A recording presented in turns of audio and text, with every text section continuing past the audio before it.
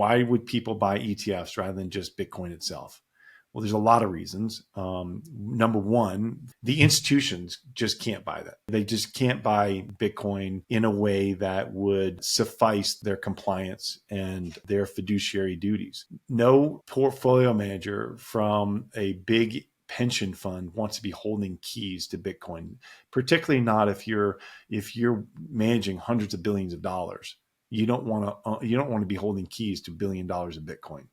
Nobody wants to do that. So, and even if you did, you're not going to get compliance to agree to that. You're going to have to go through hoops, and you have to walk on coals. And so, and the fiduciary and personal risk is just too high. So they're not doing it. And then registered investment advisors who advise clients, they actually invest money for their clients.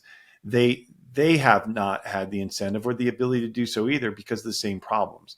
It's not like you can just buy this and put it in a wallet for your customers.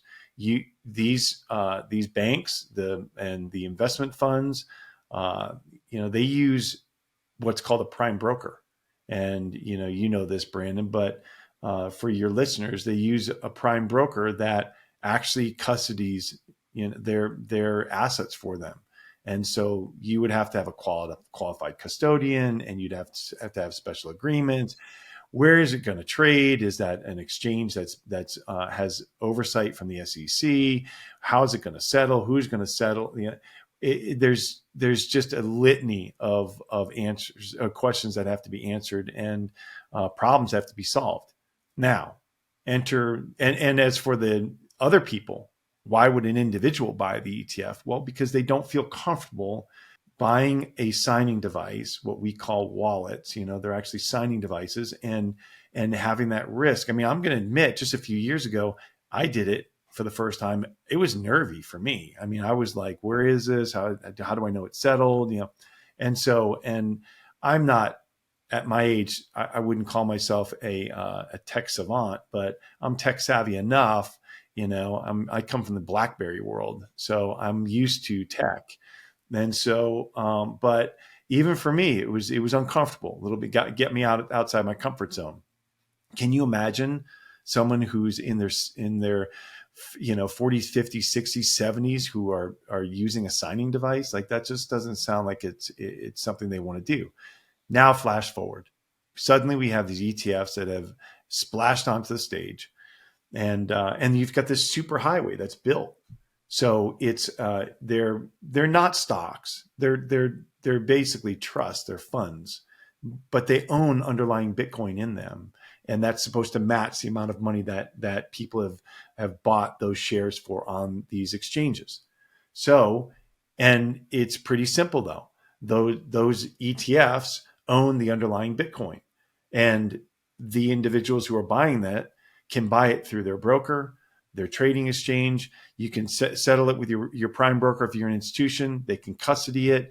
It's a same settlement process and DTC process for you putting margin on it or whatever you're doing with your regular trade. It certainly requires more margin than something that's a mainstay stock like an Apple or something, but you don't have any of those settlement issues. You don't have any of those custody issues. You know exactly where it's going to be marked. You know how it's going to be custodied, and you don't have to have a special process that's designed by your chief compliance officer, by your general counsel. You just buy it and settle it just like a regular stock. It's super easy. Now, all that said, why have we not seen just a wall of capital, right? We're seeing this, not a trickle, but a solid stream of capital coming in every single day. Larry Lepard had retweeted something this morning that should just the sheer, I think it was from Bitcoin Archive, from Archie, where it's just this steady stream of capital comes in every single day, somewhere between half a billion and $1 billion that are coming into these ETFs. That's new money coming into the space every single day. It's not a wall of capital, but what you're seeing is these on-ramps are being built where you've got these registered investment advisors, the brokers, the institutions, the family offices. They've gotten their compliance in place. They've gotten their pamphlet in place. They can, make their investors aware of the risks, and they can have the check the box and go ahead and buy it and settle it just like a regular stock now. And it's starting to happen across the board, but it's happening steadily but slowly. And that's why I said last night that it's still not priced in. The amount of capital that's going to come into this space is magnitudes of multiples of what we've seen so far. And it's going to be over the course of months and perhaps even longer. What do you think the 40-year trend of rates? We were talking about this briefly off stage. If you want the answer to that question right there and you like that spicy clip, check it out here. Come on, we'll see you in there. But if you want the full interview in its entirety, all the spicy clips put together, and you're not going to want to miss it, believe me, then check that out here. Come on, we'll see you in there. Good luck.